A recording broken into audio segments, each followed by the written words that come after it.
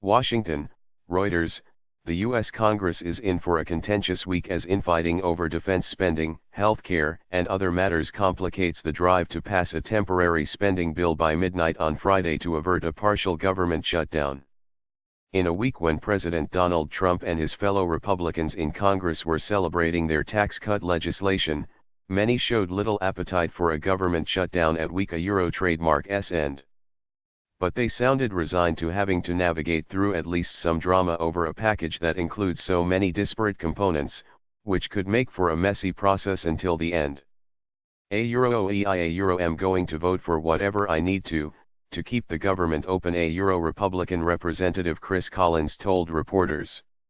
Leading Republicans in the Senate and House of Representatives expressed optimism that a funding bill, coupled with a large new disaster aid package, ultimately would pass by Friday Euro trademark's deadline. But some were predicting that lawmakers will bump right up against the cutoff.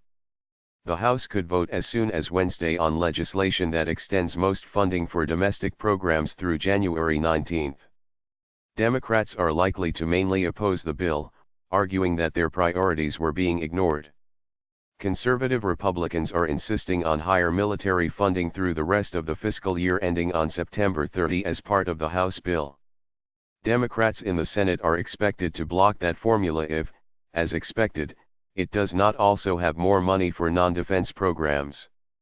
The House measure would also include $81 billion in disaster funding to help Puerto Rico, the U.S. Virgin Islands and several U.S. states recover from hurricanes, wildfires, and other natural disasters. John Cornyn, the number 2 Senate Republican, said senators will see whether the proposal, the largest for any single disaster aid package ever produced by Congress, is in line with their priorities. He thought the Senate is likely to maintain the $81 billion funding level.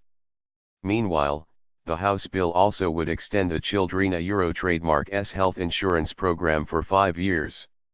If the Senate cuts the House Euro trademark's full-year funding for the Defense Department and merely extends its current levels for a few weeks, Euro trademark's a problem, said Republican Representative Jim Jordan, a member of the hardline conservative House Freedom Caucus.